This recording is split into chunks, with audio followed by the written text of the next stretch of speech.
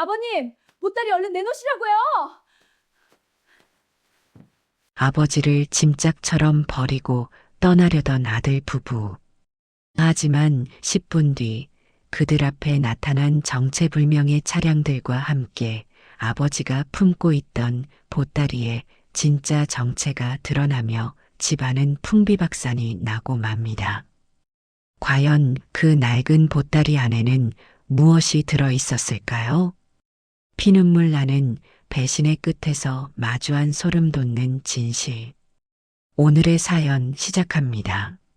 안개 자욱한 산길을 따라 박명석의 검은색 차량이 덜컹거리며 위태롭게 올라갑니다. 나뭇가지들이 차창을 핥히는 소리가 마치 누군가의 비명처럼 들리는 스산한 오후였습니다. 뒷좌석에 앉은 박칠성은 때 묻은 헝겊 보따리를 품에 꼭 안은 채 창밖의 낯선 풍경을 멍하니 바라보았죠. 조수석에 앉은 아내 오윤희가 입술을 바짝 비틀며 박명석을 향해 쏘아붙였습니다. 당신 마음 약해지면 안 돼. 요양원비가 한 달에 300이야, 300. 우리의 학원비도 못 내서 허덕이는데 이 산속 공기 좋은 데서 한두 달 계시는 게 뭐가 어때서 그래요? 박명석은 핸들을 잡은 손을 파르르 떨며 아무 대답도 하지 못했습니다. 죄책감이 목구멍까지 차올랐지만 비톡촉에 시달리는 현실이 그의 양심을 짓누르고 있었던 것이지요. 차는 어느덧 길도 없는 수풀을 헤치고 인적이 완전히 끊긴 낡은 폐가 앞에 멈춰 섰습니다. 오윤희가 먼저 차에서 내려 뒷문을 벌컥 열더니 박칠성의 팔을 거칠게 잡아 끌었습니다. 자, 다 왔어요, 아버님. 여기서 잠시만 쉬고 계세요. 금방 맛있는 거 사서 데리러 올 테니까요. 박칠성은 힘없이 바닥에 주저앉으면서도 품 안의 보따리가 흙바닥에 닿지 않게 소중히 감싸 안으며 아들의 얼굴을 올려다보았습니다. 박명석은 차마 아버지의 눈을 마주하지 못하고 고개를 돌린 채 시동을 걸었습니다. 엔진 소리가 멀어지자 폐가에는 차가운 빗소리와 홀로 남겨진 노인의 거친 숨소리만 가득하게 남았습니다. 박칠성은 멀어져가는 차 뒤편을 향해 보따리를 가슴 깊이 묻고 나직하게 아들의 이름을 불렀습니다. 명석아, 내 아들 명석아, 조심히 가거라. 산을 내려오는 차 안에는 숨막히는 침묵 대신 라디오 노랫소리만 흘러나왔습니다. 오윤희는 룸미러를 보며 헝클어진 머리를 정리하더니 가방에서 립스틱을 꺼내 아주 꼼꼼하게 바르기 시작했죠. 그녀의 얼굴에는 죄책감 대신 마치 앓던 이가 빠진 사람처럼 개운한 표정만이 감돌았습니다. 박명석은 핸들을 꽉 쥔 채 자꾸만 백미러로 멀어지는 뒷산을 힐끔거렸습니다. 여보, 지금이라도 다시 돌아갈까? 비도 오는데 아버지가 저기서 혼자 어떻게 버티시겠어? 박명석이 기어 들어가는 목소리로 말하자 오윤희가 바르던 립스틱을 딱 소리나게 닫으며 눈을 부라렸습니다. 당신 미쳤어요? 거길 다시 가긴 어딜 가요? 우리 지금 빚쟁이들한테 전화 오는 거 안 보여요? 이번 달 이자만 200이에요, 200. 아버님 요양원비 낼 돈 있으면 당신 빚이나 갚으라고요. 아니, 그래도 자식된 도리로 이건 좀 아니잖아. 누가 알면 어쩌려고 그래. 누가 알아요? 아무도 몰라요. 그냥 시골 요양원에 모셨다고 하면 끝이라고요. 당신 정신 차려요. 우리 살 길부터 찾아야 할 거 아니에요. 오윤희는 핸드폰을 꺼내 비톡촉 문자를 박명석의 눈앞에 들이밀었습니다. 박명석은 붉은 글씨로 가득한 독촉장들을 보며 깊은 한숨을 내쉬었고 결국 아무 말도 하지 못한 채 엑셀을 밟았습니다. 집으로 돌아온 두 사람은 젖은 옷을 갈아입을 새도 없이 박칠성의 방문을 열어젖혔습니다. 방 안에는 노인 특유의 냄새와 파스 냄새가 배어 있었고 낡은 장롱 하나가 덩그러니 놓여 있었습니다. 분명히 이 방 어딘가에 숨겨둔 게 있을 거야. 아버님, 평생 시장 바닥에서 돈 모으셨잖아요. 그 돈 다 어디 갔겠어? 오윤희는 장롱문을 거칠게 열고 이불과 옷가지들을 바닥으로 내팽개쳤습니다.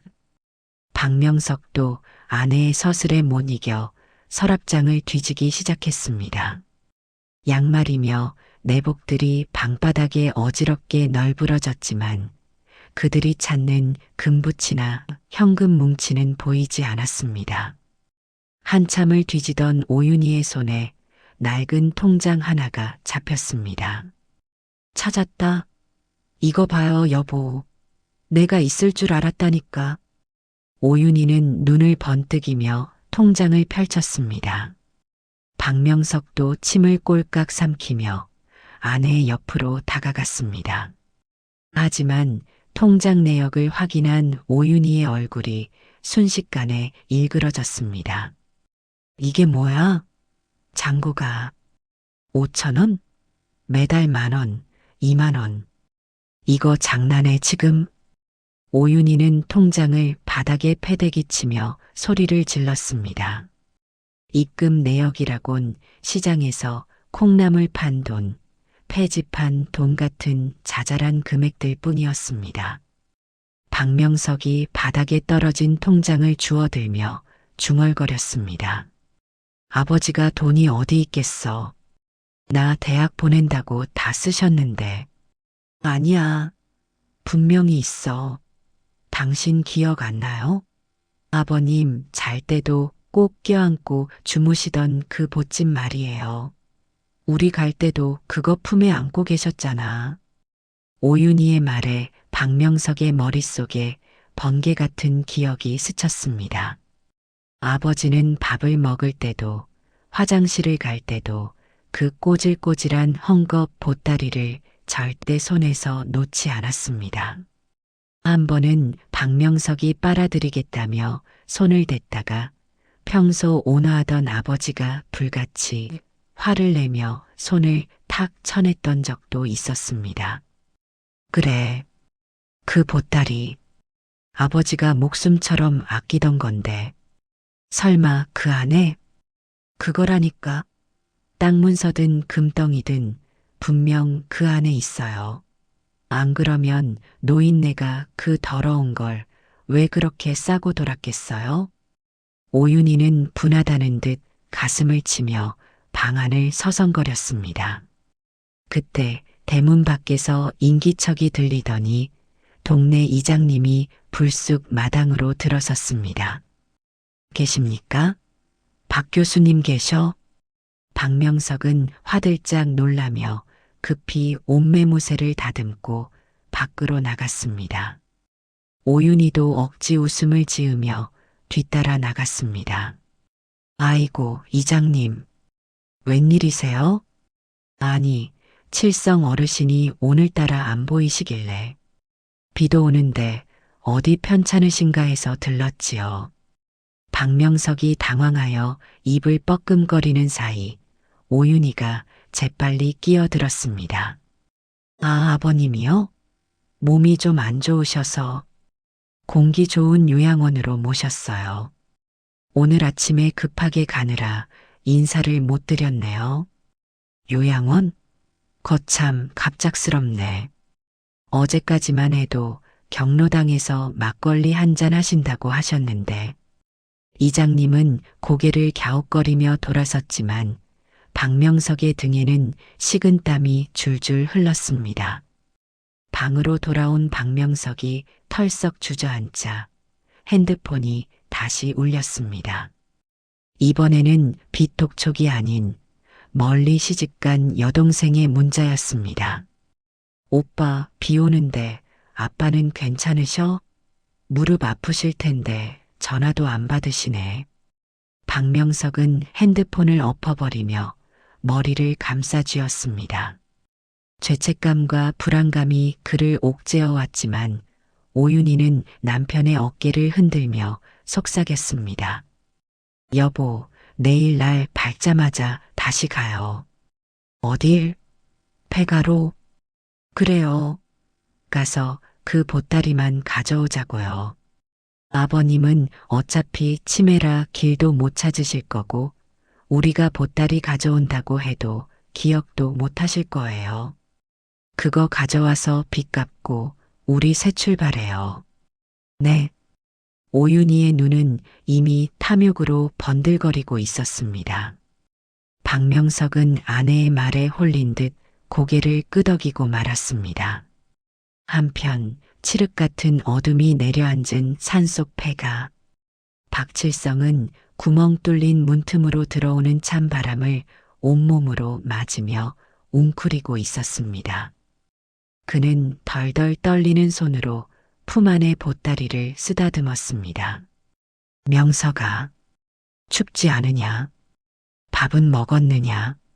노인의 눈에서 흐른 뜨거운 눈물이 낡은 보따리 위로 툭, 툭 떨어져 얼룩을 만들었습니다. 다음 날 아침 창밖에는 여전히 부슬비가 내리고 있었습니다. 박명석과 오윤희는 새벽같이 일어나 아버지의 보따리를 가지러 갈 채비를 서둘렀습니다. 오윤희는 어제 입었던 옷도 갈아입지 않은 채 현관 앞에서 구두를 구겨 신으며 남편을 재촉했죠. 여보, 빨리 좀 나와요. 누가 먼저 가서 채가면 어떡할 거야? 알았어, 나가. 나가.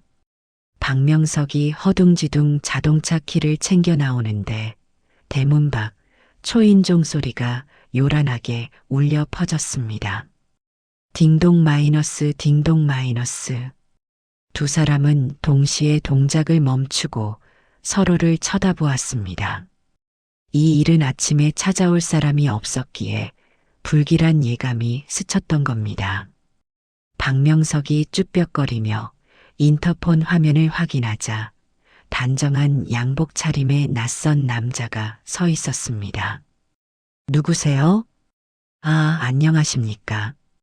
법무법인 태산에서 나온 김 변호사라고 합니다. 박칠성 어르신 댁이 맞나요? 변호사라는 말에 오윤희의 눈이 동그랗게 커졌습니다. 빚쟁이가 아니라 변호사라니 그녀는 재빨리 현관문을 열고 나갔습니다. 네, 저희 시아버님인데요. 무슨 일로 오셨어요? 남자는 정중하게 고개를 숙이며 명함을 건넸습니다. 그리고 주위를 한번 쓱 둘러보더니 낮은 목소리로 물었지요. 어르신은 지금 댁에 안 계십니까? 아주 급하게 전해드릴 소식이 있어서요. 아, 아버님은 지금 잠시 요양. 아니, 여행 가셨어요. 며칠 뒤에나 오실 텐데. 무슨 일인지 저한테 말씀하시면 되는데요. 오윤희가 침을 꼴깍 삼키며 대답했습니다. 변호사는 잠시 난처한 표정을 짓더니 서류 가방에서 두툼한 봉투 하나를 꺼내 보였습니다. 사실은 박칠성 어르신께서 30년 전에 사두셨던 경기도 야산이 이번에 신도시 개발지구로 확정되었습니다. 보상금 문제로 급히 어르신의 확인이 필요합니다. 네. 보상금이요? 그게 얼만데요? 박명석이 튀어나가며 다급하게 물었습니다. 변호사는 안경을 치켜 올리며 담담하게 대답했습니다. 공시지가로만 따져도 대략 50억 원 정도 됩니다. 개발 보상금까지 합치면 그 이상일 거고요. 50억이요? 오윤희는 숨이 턱 막히는 것 같았습니다. 다리가 후들거려 서 있을 수조차 없었죠. 평생 시장 바닥에서 짐이나 나르던 노인네가 50억이라니 믿기지 않는 액수였습니다. 그럼 그 돈 저희가 대신 받을 수 있나요? 아버님이 지금 거동이 불편하셔서요. 오윤희가 변호사의 옷소매를 잡을 듯이 달려들며 물었습니다. 하지만 변호사는 단호하게 고개를 저었습니다. 안 됩니다.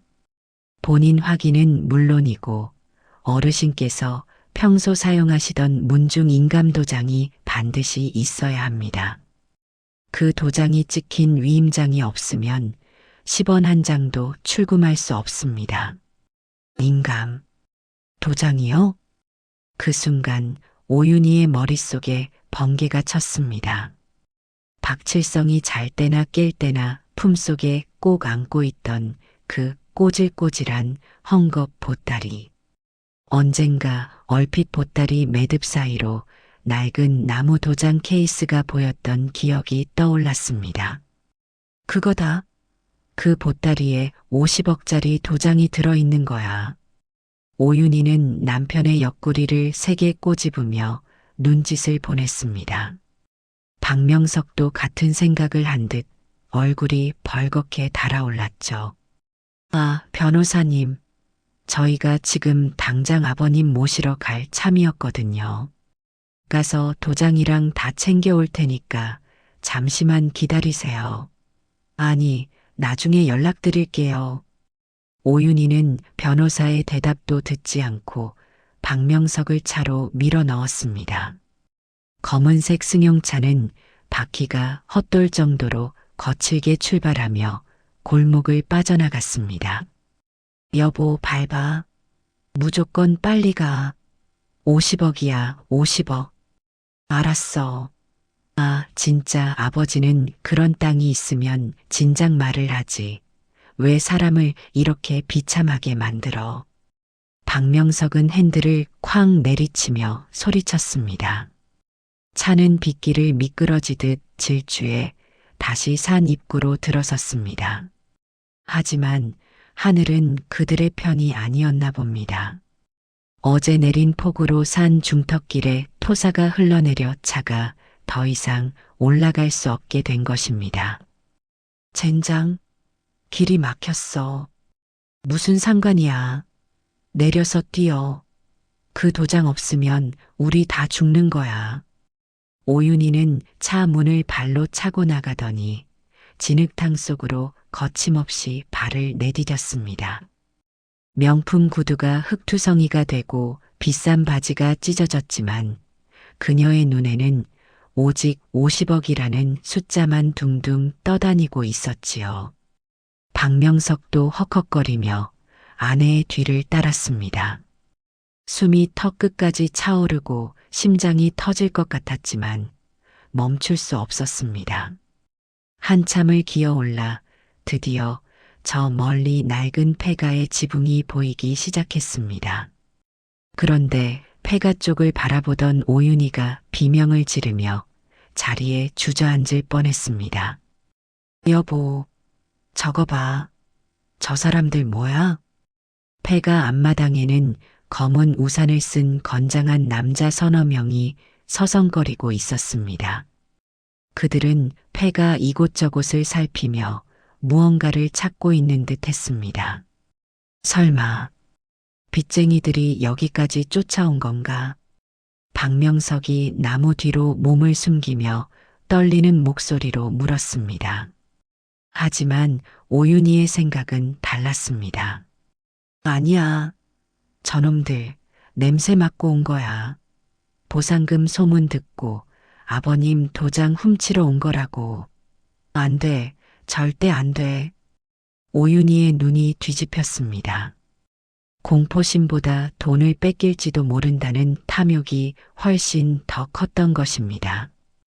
그녀는 바닥에 떨어진 돌멩이 하나를 집어들고는 짐승 같은 괴성을 지르며 폐가를 향해 달려나갔습니다. 야, 이 도둑놈들아. 거기서 당장 나와. 그거 내 돈이야. 박명석도 아내의 기세에 눌려 엉거주춤하며 뒤를 따라 뛰기 시작했습니다.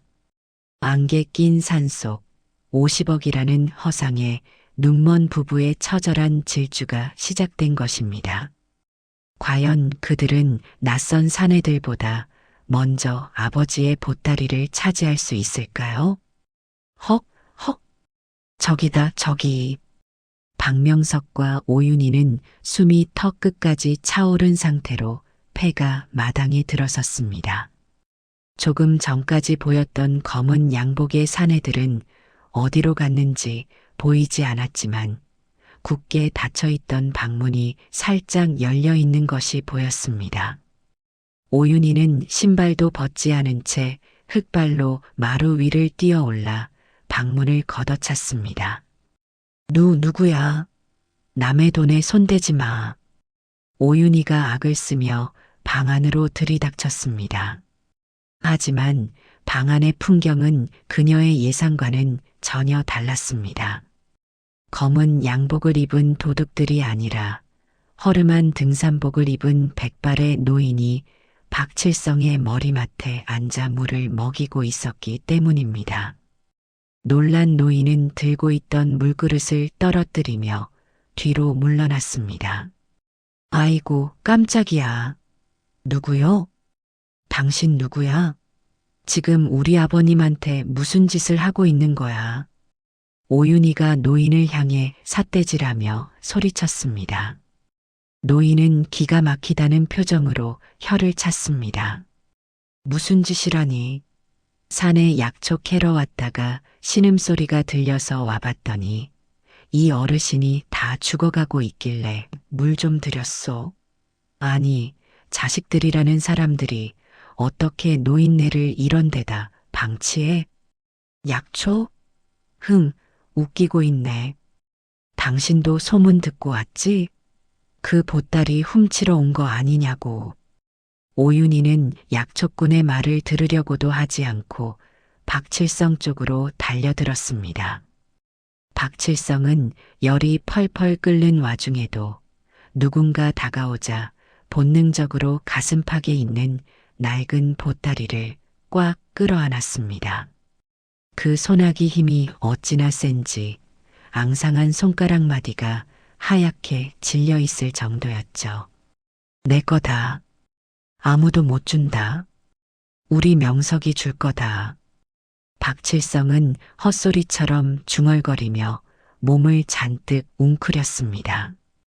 오윤희는 그 모습을 보자마자 눈이 뒤집혀 약초꾼의 등을 떠밀었습니다. 볼일 끝났으면 당장 나가요. 남의 가정사에 끼어들지 말고. 거참 사람이 물에 빠진 걸 건져줬더니 보따리 내놓으라 한다더니. 쯧쯧. 천벌 받을 사람들 같으니라고. 약초꾼은 고개를 절레절레 흔들며 방을 나갔습니다. 방해꾼이 사라지자 오윤희는 곧바로 박칠성의 멱살을 잡다시피 일으켜 세웠습니다. 아버님, 정신 좀 차려보세요.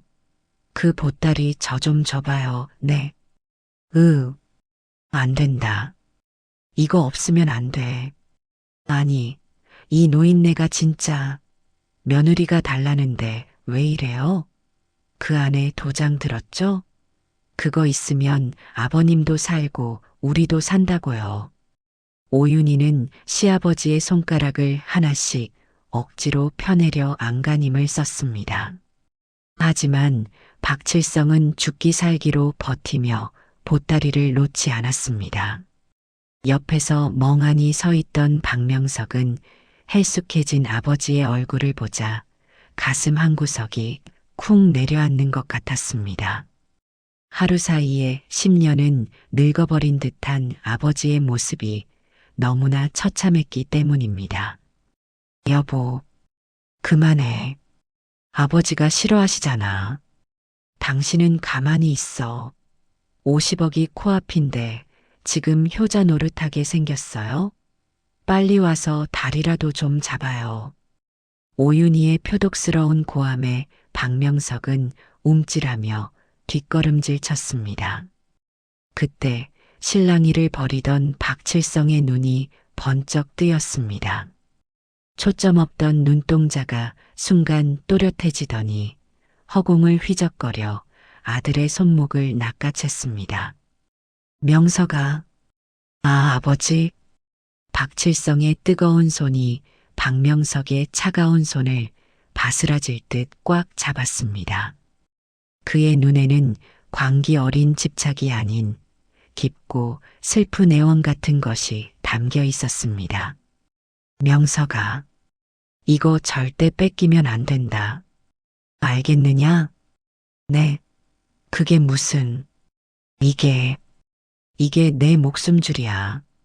내가 죽어도 이건 꼭 내가 가지고 있어야 해. 그래야 내가 살아. 박칠성의 목소리는 떨리고 있었지만 그 안에 담긴 힘은 서늘할 정도로 강렬했습니다. 단순히 돈 욕심 때문에 하는 말이 아니었습니다. 자식을 살리기 위한 아비의 처절한 유언처럼 들렸지요. 박명석은 아버지의 그 간절한 눈빛을 마주하자 머릿속을 가득 채우던 돈에 대한 욕망이 순식간에 휘발되는 것을 느꼈습니다. 목숨줄? 하지만 오윤희에게는 그저 노망난 노인의 헛소리로만 들렸을 뿐입니다. 그녀는 기어이 박칠성의 팔을 비틀어 보따리를 떼어내려 했지만 헝겊끈이 박칠성의 허리춤에 2중 3중으로 단단히 묶여 있어 풀 수가 없었습니다. 아, 진짜 왜 이렇게 꽁꽁 묶어놨어? 짜증나게. 오윤희는 씩씩거리며 머리카락을 쓸어 넘기더니 부엌 쪽을 노려보았습니다. 여보, 아버님 꽉 잡고 있어. 부엌에 가서 식칼이라도 가져와야겠어. 끈을 끊어버리든가 해야지 원. 오윤희가 발소리를 요란하게 내며 밖으로 나가버리자 방 안에는 다시 적막이 감돌았습니다. 박명석은 잡힌 손을 빼지도 못한 채 바들바들 떨고 있는 아버지를 내려다보았습니다. 죄송함, 수치심, 그리고 알 수 없는 두려움이 뒤섞여 눈물이 핑 돌았습니다. 아버지, 죄송해요. 제가 잘못했어요. 그냥 집에 가요, 네. 박명석이 울먹이며 말하자 박칠성의 표정이 거짓말처럼 온화하게 풀어졌습니다. 그는 거칠어진 아들의 손등을 자신의 볼에 비비며 희미하게 미소 지었습니다. 우리 명석이 밥은 먹었냐? 배고프지? 애비가 얼른 가서 고기 구워줄게. 방금 전까지 목숨줄 타령을 하던 아버지가 다시 어린아이 같은 표정으로 돌아가 버린 것입니다. 박명석은 그 모습에 억장이 무너져 내리는 것 같아 고개를 푹 숙이고 흐느꼈습니다. 자신을 버린 자식에게 고기를 구워주겠다는 아버지. 그 천진난만한 사랑이 박명석의 심장에 비수처럼 꽂혔습니다. 제가 나쁜 놈이에요. 죽일 놈이에요. 박명석이 무릎을 꿇고 아버지의 가슴에 얼굴을 묻으려는 찰나 부엌에서 날카로운 쇳소리와 함께 오윤희가 돌아왔습니다. 비켜요. 아버님, 가만히 좀 계세요. 금방 끝나요. 오윤희의 손에는 녹슨 식칼이 들려 있었습니다. 그녀의 눈은 이미 이성을 잃은 듯 했습니다. 박명석은 반사적으로 아버지 앞을 막아서려 했지만 오윤희의 동작이 더 빨랐습니다. 이깟끈 확 잘라버리면 그만이야. 오윤희가 칼을 들이대며 보따리의 매듭을 거칠게 썰기 시작했습니다. 박칠성은 비명도 지르지 못한 채 공포에 질려 몸을 떨었고 툭, 투둑, 끈이 끊어지는 소리가 폐가 안을 울렸습니다.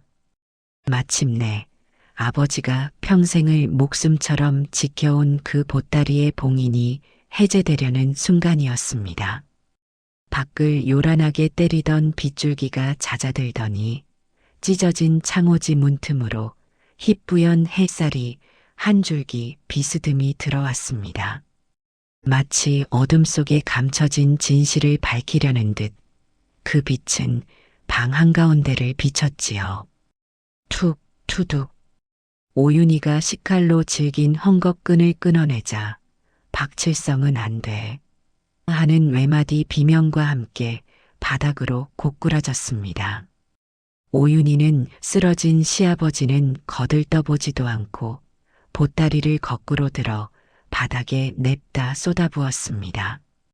자, 어디 보자. 50억짜리 도장이 어디 숨었나? 우수수수 마이너스. 하지만 바닥에 쏟아진 것들은 금덩이도 땅 문서도 도장도 아니었습니다.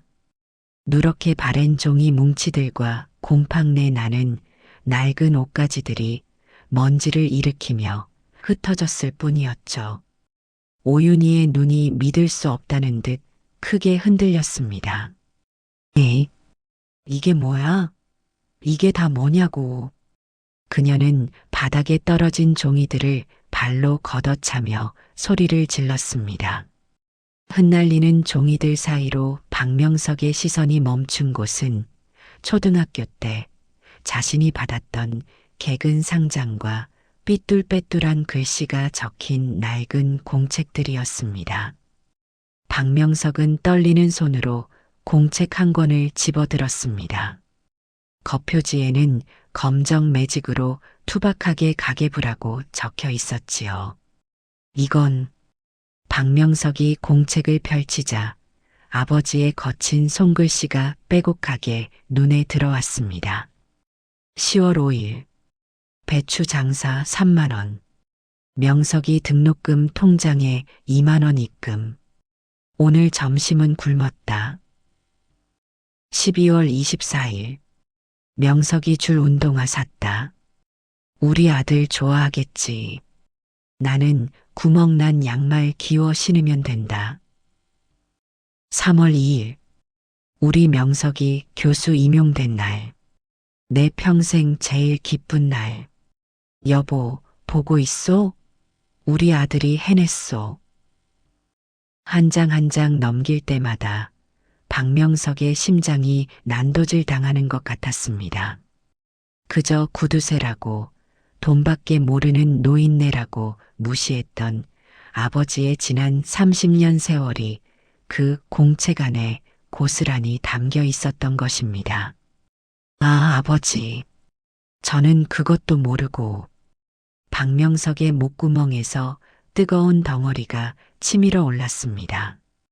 그는 공책을 가슴에 품고 바닥에 엎드려 오열했습니다. 그때 오윤희가 옷가지들 사이에서 작은 복주머니 하나를 발견하고는 신경질적으로 낚아챘습니다. 설마 여기에 들었나? 도장이 없으면 폐물이라도 있어야지. 그녀가 복주머니를 뒤집자 툭 하고 떨어진 것은 낡아서 색이 다 빠진 붉은색 내복 한 벌과 반쪽이 깨진 플라스틱 로봇 장난감이었습니다. 그 내복은 박명석이 첫 월급을 타서 아버지께 사드렸던 것이었고, 로봇은 그가 5살 때 시장에서 잃어버리고 울고불고 했던 바로 그 장난감이었습니다. 아, 이게 다 뭐냐고. 이딴 쓰레기를 왜 목숨처럼 끌어안고 있었던 거야? 노망이 나도 곱게 나야지. 오윤희는 내복을 바닥에 패대기치며 악을 썼습니다. 그녀의 탐욕은 허탈함으로 바뀌었고 그 허탈함은 다시 시아버지를 향한 맹목적인 분노로 변해버렸습니다. 돈 내놔. 내 50억 내놓으라고. 어디다 숨겼어. 오윤희가 쓰러진 박칠성의 몸을 흔들며 윽박질렀습니다. 박칠성은 초점 없는 눈으로 천장을 바라보며 입가에 흐르는 침을 닦지도 못한 채 희죽희죽 웃기 시작했습니다.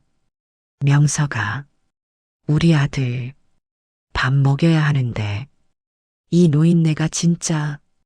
오윤희가 다시 한번 보따리를 미친 듯이 털자 보따리 깊숙한 곳 틈새에 끼어 있던 얇은 통장 하나가 툭 하고 떨어졌습니다. 조금 전 집에서 봤던 그 낡은 통장과는 다른, 겉표지가 닳고 다른 오래된 통장이었습니다. 통장? 그래, 이거야. 이게 진짜야. 오윤희는 짐승처럼 통장을 낚아채 펼쳤습니다. 박명석도 눈물 범벅이 된 얼굴을 들고 아내의 손을 바라보았습니다. 통장을 확인한 오윤희의 입이 떡 벌어지고 들고 있던 손이 사시나무 떨듯 떨리기 시작했습니다. 여보, 이 금액, 이거 보여? 통장 잔액란에 찍힌 숫자는 0이 끝없이 이어져 있었습니다. 단순히 땅판 돈이나 벼락부자가 된 돈이 아니었습니다. 30년 전부터 하루도 빠짐없이 10,000원, 20,000원, 때로는 5,000원.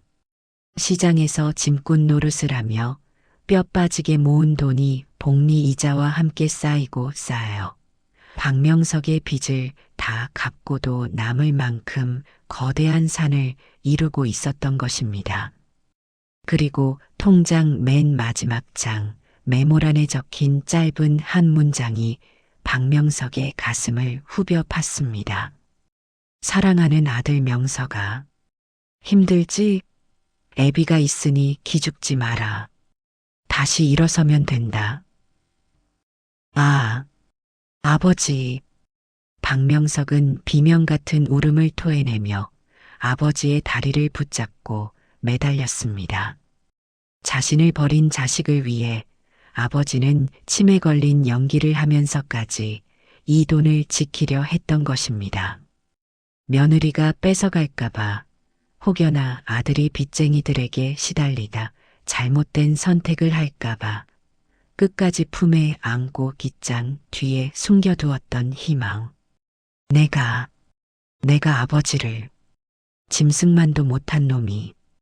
박명석이 자신의 머리를 바닥에 찌으며 자해하듯 통곡하자 멍하니 있던 박칠성의 손이 천천히 움직였습니다.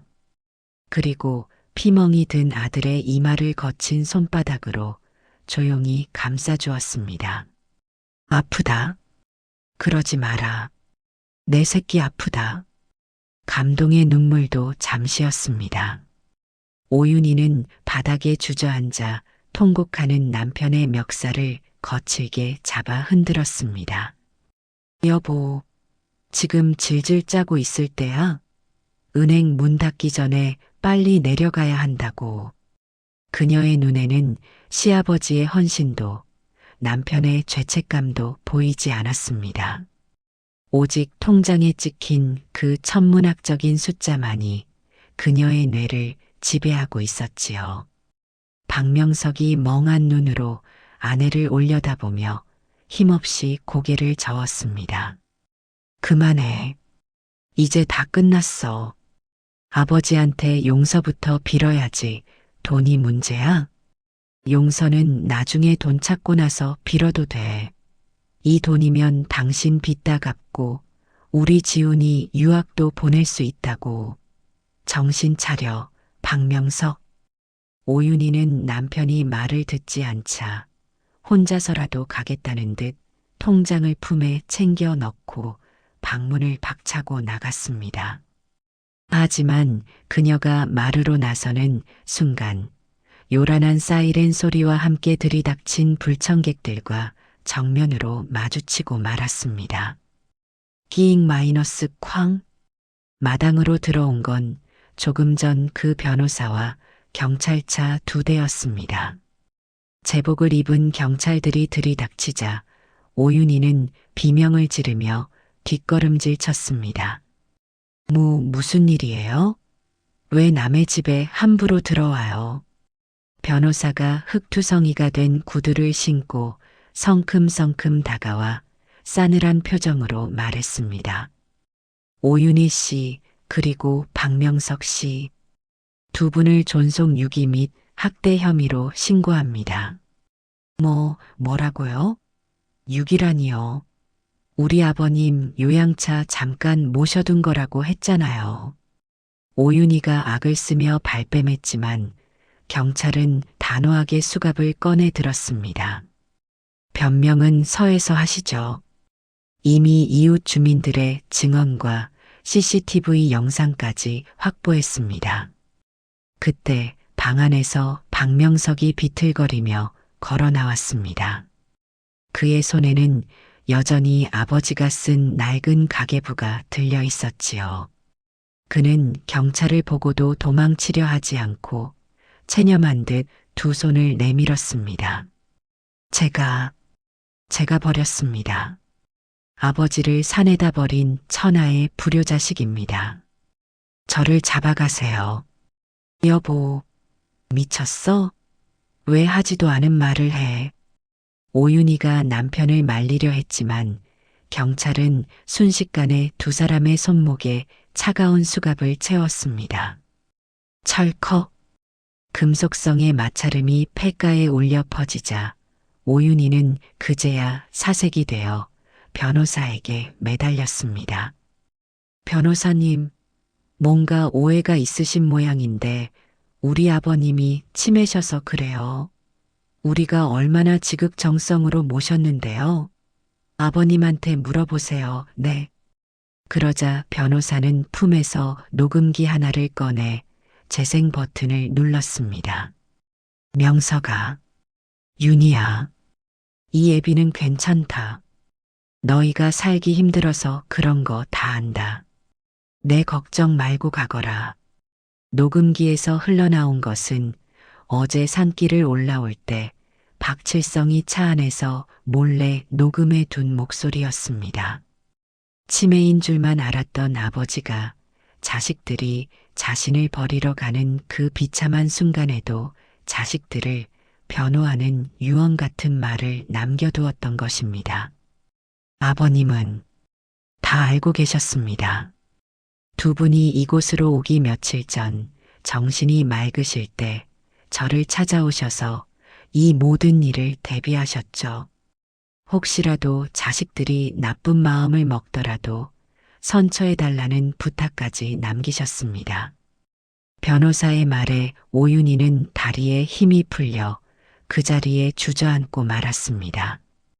박명석은 하늘이 무너지는 듯한 죄책감에 짐승 같은 울음을 토해냈습니다. 아버지, 아버지.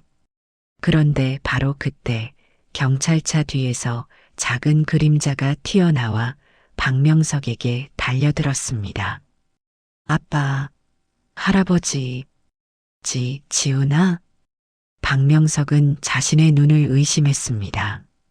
학교에 있어야 할 초등학생 아들이 울며불며 폐가 마당으로 뛰어들어온 것입니다.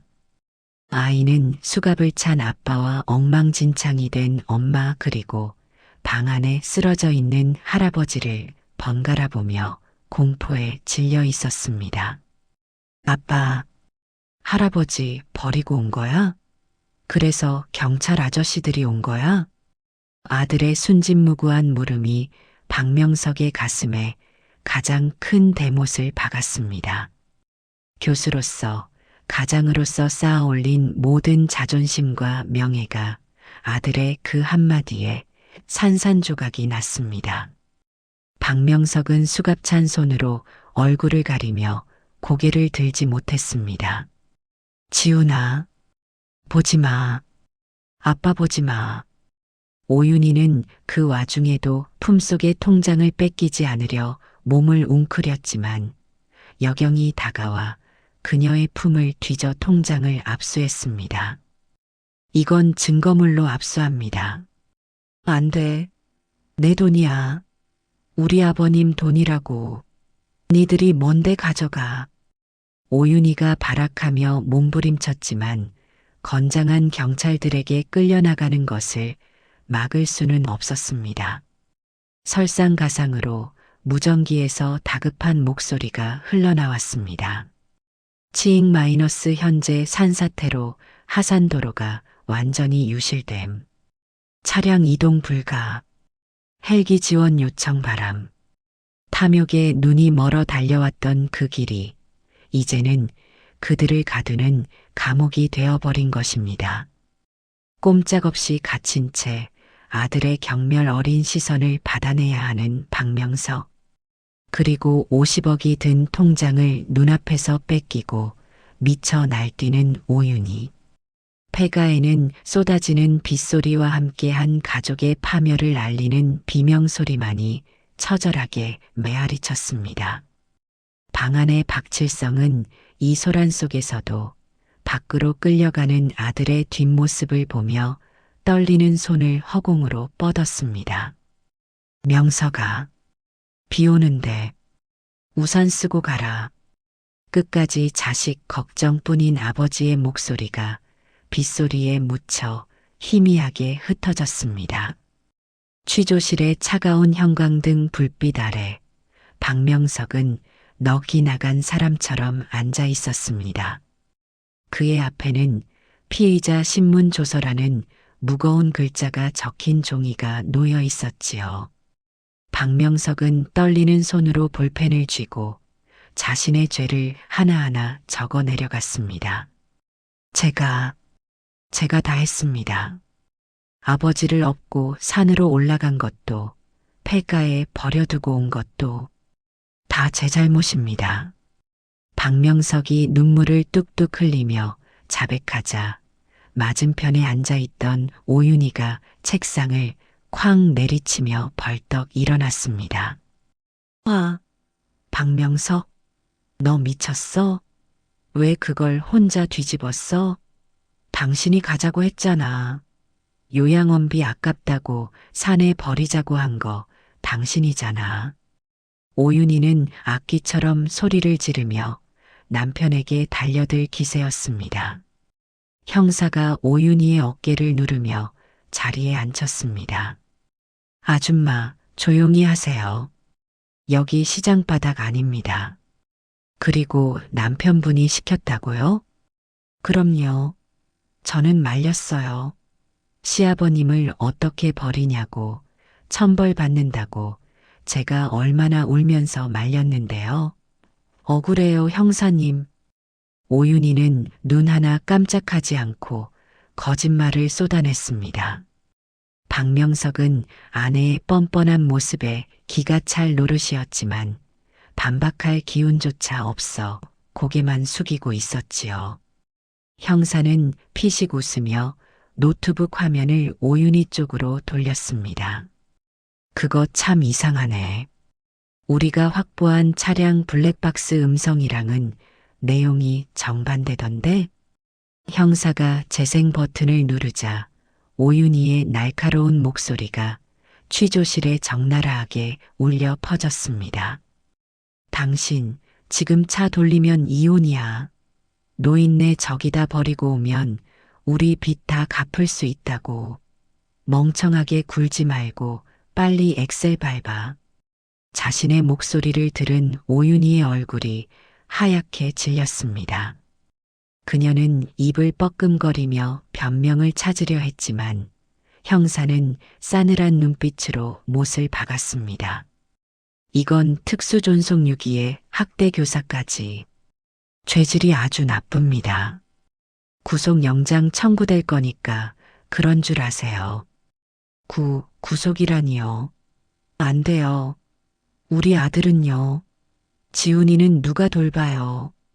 오윤희가 발버둥 쳤지만 그녀는 결국 유치장으로 질질 끌려 들어갔습니다.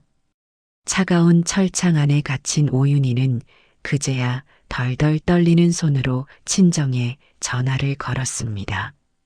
엄마, 나야. 나 좀 꺼내줘. 변호사 좀. 하지만 수화기 너머에서 들려온 친정 엄마의 목소리는 얼음장보다 차가웠습니다. 너 뉴스 못 봤니?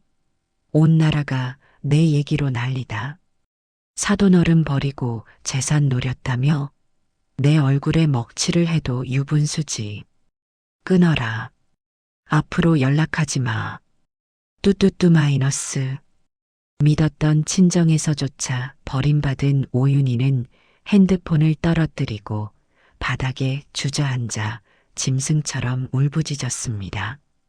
50억은커녕 자신의 알량한 자존심과 가족까지 모두 잃게 된 것입니다.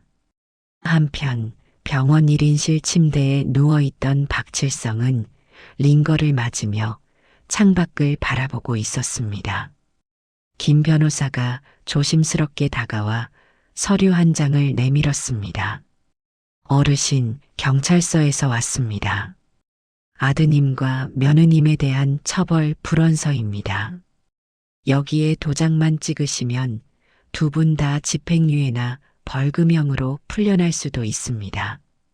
보통의 부모라면 자식의 앞길을 막지 않기 위해 떨리는 손으로 도장을 찍어 주었을 것입니다. 하지만 박칠성은 서류를 한참 동안 바라보다가 고개를 가로저으며 서류를 밀어냈습니다. 안 찍는다. 그냥 둬라. 네. 그래도 아드님께서 구속되실 수도 있습니다. 정말 괜찮으시겠습니까? 박칠성의 눈가에 굵은 눈물이 맺혔습니다. 그는 가슴을 쥐어짜는 듯한 통증을 참으며 쉰 목소리로 말했습니다. 내가 지금 쟤들을 꺼내주면 쟤들은 평생 짐승으로 살아야 한다. 사람 만들려면 죗값을 치르게 해야지. 그게 아비로서 해줄 수 있는 마지막 도리다. 박칠성은 50억 보상금과 평생 모은 적금 통장에 대해서도 단호한 결정을 내렸습니다. 그리고 이 돈, 내 이름으로 재단 하나 만들어서 다 기부해라. 갈 곳 없는 노인네들 밥이라도 굶지 않게. 명석이 놈한테는 10원 한 장 주지 마라. 알겠습니다, 어르신. 뜻대로 처리하겠습니다. 변호사가 나가고 텅 빈 병실, 박칠성은 이불을 뒤집어 쓰고 소리 죽여 오열했습니다. 자식을 감옥에 보내야 하는 아비의 찢어지는 마음을 누가 알 수 있을까요? 며칠 뒤 유치장에 있는 박명석에게 면회 물품이 들어왔습니다. 변호사가 전해준 봉투 안에는 아버지가 썼던 그 낡은 가계부의 복사본이 들어 있었습니다. 그리고 맨 앞장에는 박칠성의 필체로 짧은 편지가 적혀 있었습니다. 명석아, 콩나물값 아껴서 너 고기 사 먹일 때가 아비는 제일 행복했다. 내가 지은 죄 달게 받고 사람이 되거라. 기다리마. 박명석은 차가운 유치장 바닥에 엎드려 가계부를 가슴에 품고 통곡했습니다. 자신의 탐욕이 쌓아 올린 모래성이 파도에 휩쓸려 흔적도 없이 사라진 자리. 그곳에는 뒤늦은 후회와 아버지의 시린 사랑만이 덩그러니 남아 있었습니다. 박명석은 교수직에서 파면되었고 살던 집과 차는 모두 경매로 넘어갔습니다. 오윤희의 명품 가방과 보석들도 모두 압류딱지가 붙어 헐값에 팔려나갔지요. 화려했던 그들의 인생은 아버지를 버린 그 산속 폐가처럼 처참하게 무너져 내렸습니다. 3년이라는 시간이 흘렀습니다. 교도소의 높은 담장 밖으로 나온 박명석은 출소하자마자 버스에 몸을 실었습니다. 그가 향한 곳은 집이 아닌 3년 전 비 내리는 날 아버지를 버리고 도망쳤던 그 산속이었습니다. 하지만 도착한 그곳은 더 이상 흉물스러운 폐가가 아니었습니다. 무너져가던 흙벽은 온데간데였고 그 자리에는 예쁜 들꽃들이 만발한 작은 수목원이 꾸며져 있었지요. 입구에는 투박한 나무 팻말 하나가 세워져 있었습니다. 아버지의 숨 마이너스 누구든 와서 쉬어가시오. 박명석은 떨리는 다리를 이끌고 안으로 들어섰습니다. 폐가 안방이 있던 자리에는 작은 평상이 놓여 있었고 그 앞에는 아담한 추모비가 서 있었습니다.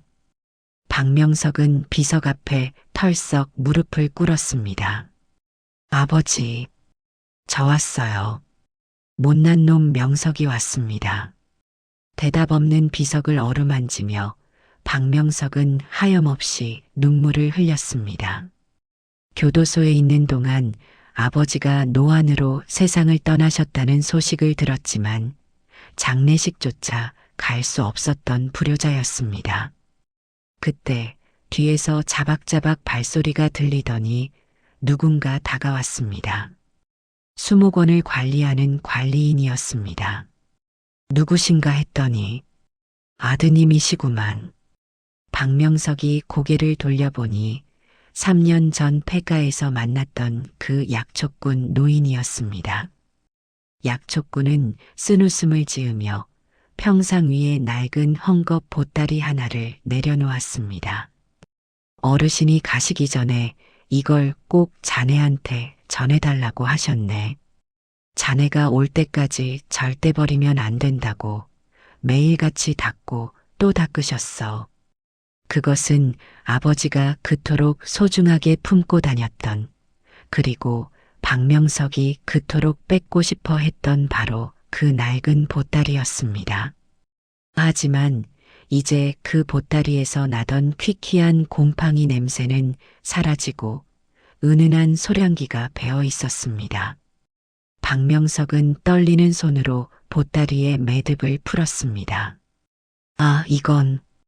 보따리 안에는 박명석이 감옥에서 썼던 수백 통의 반성문 편지들이 차곡차곡 모아져 있었습니다. 그리고 그 아래 투박하게 깎은 나무 조각상 하나가 들어 있었습니다. 그것은 젊은 시절의 아버지가 어린 명석을 목마 태우고 활짝 웃고 있는 모습이었습니다. 어르신이 요양원에 계시면서 밤낮으로 깎으신 걸세. 눈이 침침해서 손을 다 베어가면서도 우리 명석이 웃는 거 한 번만 더 보고 싶다고. 그렇게 만드셨지. 약초꾼의 말에 박명석은 나무 조각상을 가슴에 품고 짐승처럼 울부짖었습니다. 차가운 나무 조각상에서 아버지의 따뜻한 체온이 느껴지는 것만 같았습니다. 아버지, 잘못했습니다. 제가 죽을 죄를 지었습니다. 50억이라는 돈은 사회에 환원되어 가난한 이웃들의 등불이 되었지만 아버지가 아들에게 남긴 진짜 유산은 바로 이 낡은 보따리 속에 담긴 용서와 사랑이었습니다. 한참을 그렇게 통곡하고 있을 때 멀리서 익숙한 목소리가 들려왔습니다. 아빠. 박명석이 고개를 들자 어느새 훌쩍 커버린 중학생 아들 지훈이가 서 있었습니다. 지훈이의 곁에는 오윤이가 아닌 고모 명석의 여동생과 함께였습니다. 오윤이는 결국 이혼 서류를 보내고 외국으로 떠나버렸지만 아들 지훈이는 아빠를 기다리고 있었던 것입니다. 지훈아. 아빠가 미안하다. 박명석이 차마 다가가지 못하고 주저하자 지훈이가 먼저 다가와 아빠의 어깨를 감싸 안았습니다. 그만 울어, 아빠. 할아버지도 아빠가 이렇게 우는 거 싫어하실 거야. 아들의 의젓한 위로에 박명석은 억지로 눈물을 삼키며 일어섰습니다. 노을이 지는 수목원. 붉은 햇살이 세 사람을 따스하게 비쳤습니다. 박명석은 한 손에는 아들의 손을, 다른 한 손에는 아버지가 남긴 보따리를 꼭 쥐었습니다. 그래, 가자. 집으로 가자. 박명석의 가슴에 안긴 낡은 보따리가 마치 아버지의 투박한 손길처럼 그의 심장을 토닥이고 있었습니다. 비록 많은 것을 잃고 돌아가는 길이었지만 그의 발걸음은 그 어느 때보다 무겁고도 따뜻했습니다.